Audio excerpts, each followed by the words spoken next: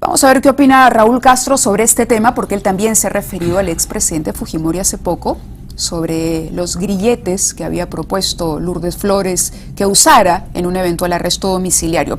Es interesante lo que dice Fujimori porque surge la pregunta sobre si lo incorrecto es que el presidente haya concedido entrevistas a un medio de comunicación o que simplemente haya usado el teléfono. Es que, Mávila, acá hay un aspecto sobre el cual nosotros ya nos hemos pronunciado y que increíblemente el Ministerio del Interior y el INPE o el Poder Judicial no aclaran. ¿Qué dice la sentencia que inhabilita a Fujimori respecto de sus derechos políticos y de sus derechos personales? Yo entiendo que la resolución del Congreso que lo inhabilitó de por vida, pero le prohibió el ejercicio de determinados derechos por 10 años. En consecuencia, si él tiene una inhabilitación permanente, es obvio que él no podría hacer política desde la cárcel, pero nadie se está tomando la molestia de aclarar precisamente ese aspecto. Y aclarando ese tema, ¿bastaría entonces con que lo que él declarara a la prensa se puede interpretar o no como hacer política para sancionarlo? Y en todo caso como una falta, exactamente, porque lo que no podemos hacer es sancionarlo sin estar seguros de que esto es una falta. De acuerdo al reglamento penitenciario, esto no es una falta, pero es que la falta vendría por la violación de la misma condena. Y en consecuencia, si la condena dice que durante el periodo de encierro él está inhabilitado en el ejercicio de estos derechos, entonces evidentemente él no puede comunicar absolutamente nada. Ahora bien, caso contrario, si la condena no dice nada respecto de esta inhabilitación, él podría teóricamente comunicarse.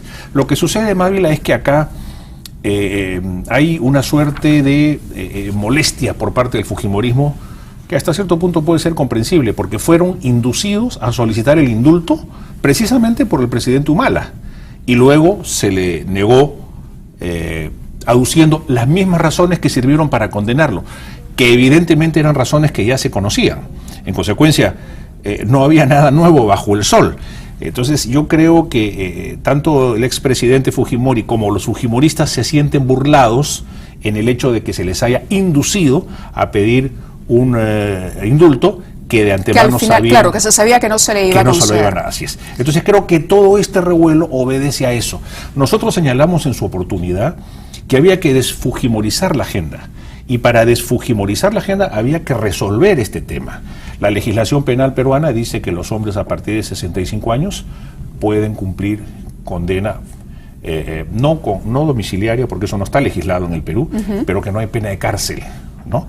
Pero claro, eso es para quienes son condenados por delitos no graves, sí, ¿no? Yo tengo una interpretación adicional, pero se la voy a comentar luego de la pausa. Nada más antes de irnos a este primer corte quería preguntarle, ¿estaría bien entonces que se le permite el acceso al teléfono bajo ciertas reglas al expresidente Fujimori? ¿Usted estaría a favor Siempre de y eso? cuando la condena lo permita.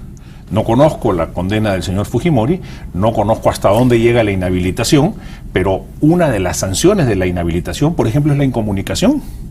Por ejemplo, el caso de Abimael Guzmán está absolutamente incomunicado. Pero no es el caso de Fujimori, ¿no? Pero no entiendo que no es el caso de Fujimori. Por eso es que es importante que las autoridades aclaren este aspecto para de ahí discernir si es que el señor puede comunicarse o no.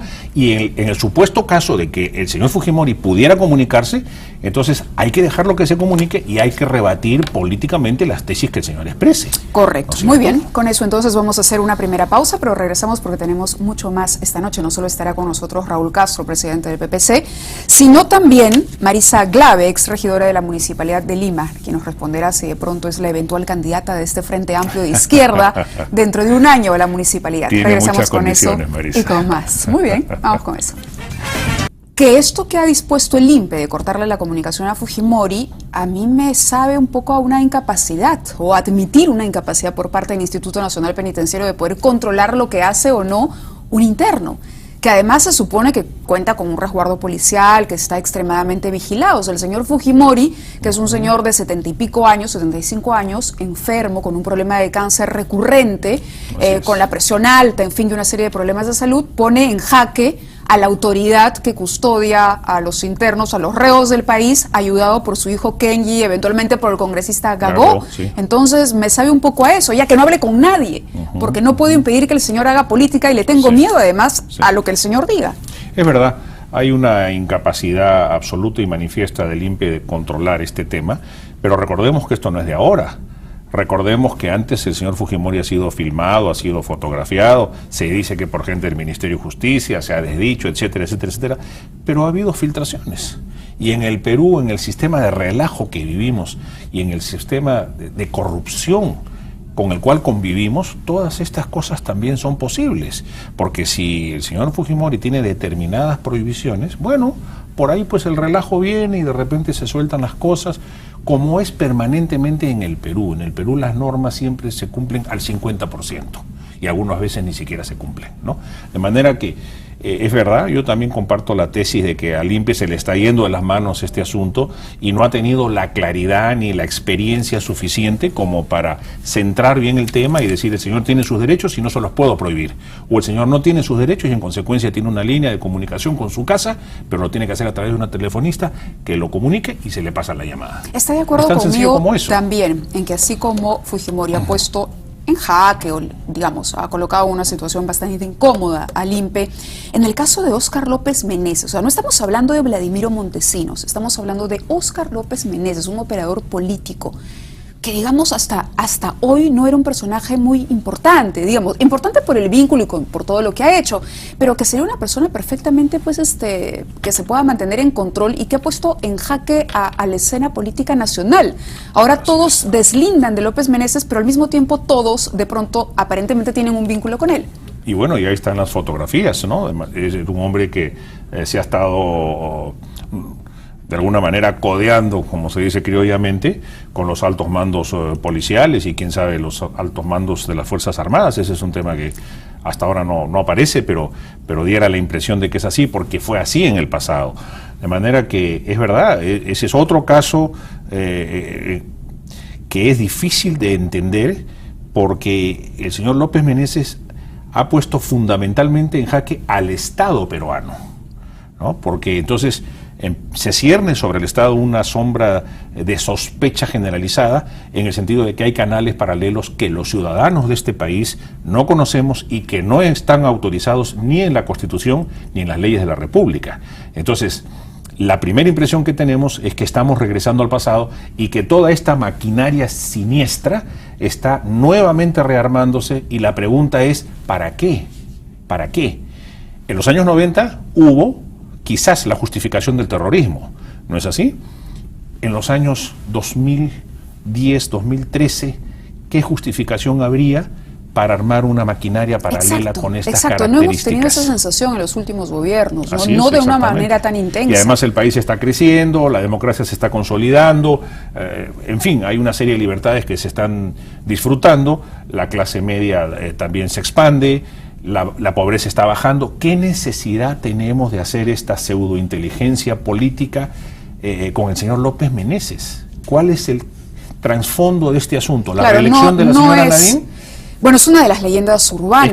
Es que no es una leyenda, no es una leyenda Mávila. ¿Por qué? Porque es que sería la única explicación razonable que se le podría encontrar a una situación como la que se ha presentado. Bueno, es una afirmación bastante seria la que está haciendo. Es que no estoy hablando de los supuestos en los que... O sea, el que para usted es el supuesto más lógico es que en la casa de Batallón Libres de Trujillo, claro, ahí se estaría incubando la estrategia para la candidatura de Nadine Heredia. No necesariamente en esa casa, lo que digo es, si lo que se ha querido es chuponear a los actores políticos, si lo que se ha querido es volver a hacer una red de corrupción o de inteligencia o de organización, llámela como usted quiera, para de alguna manera entender lo que está pasando en la política nacional, porque tienen la incapacidad de entenderla en la política real y necesitan de esta inteligencia, es para algo.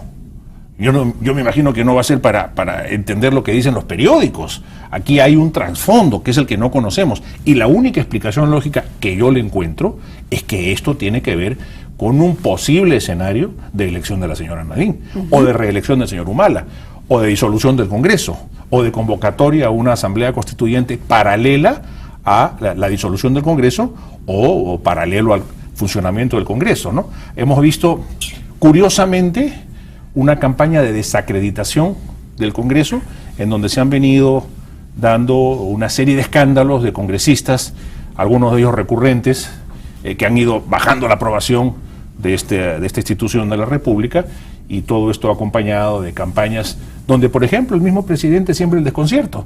Nos dice, bueno, yo gobierno con mi familia.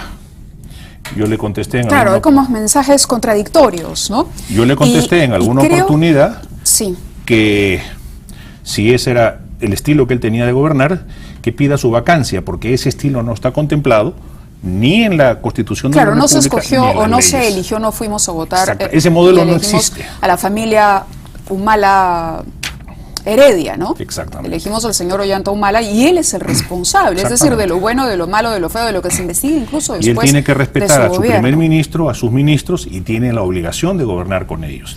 Correcto. Y de gobernar transparentemente. Para cerrar el tema de Fujimori, cerremos ya el tema López Meneses por el momento, que bueno, yo particularmente creo y creo que es la sensación también que comparten todos ustedes de que esto urge una investigación profunda y seria, que la idea de la señora Solórzano no debiera prosperar este viernes en el Congreso, de tener una comisión que vuelva a perder el tiempo, que nos recuerde cosas que ya procesamos, sino que se concrete en lo que está ocurriendo hoy y que por lo mismo pueda ponerse plazos y objetivos específicos, ¿no? Es que eso, Mávila, permíteme, eso es como barrer la sala y dejar la basurita debajo de la alfombra, ¿no?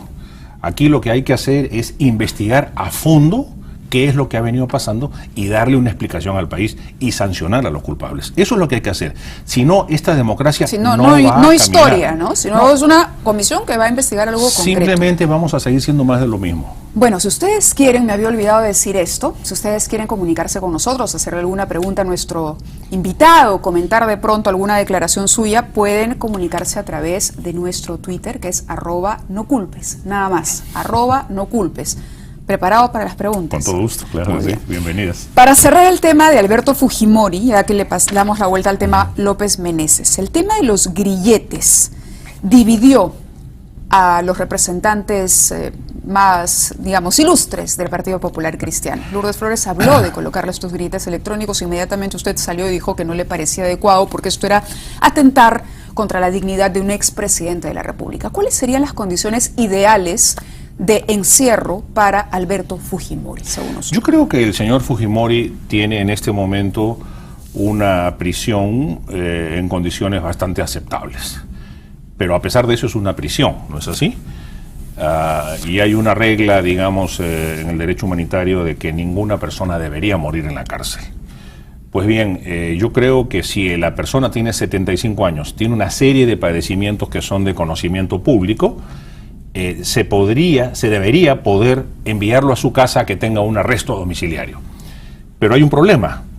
El arresto domiciliario en el Perú solo es una medida de seguridad.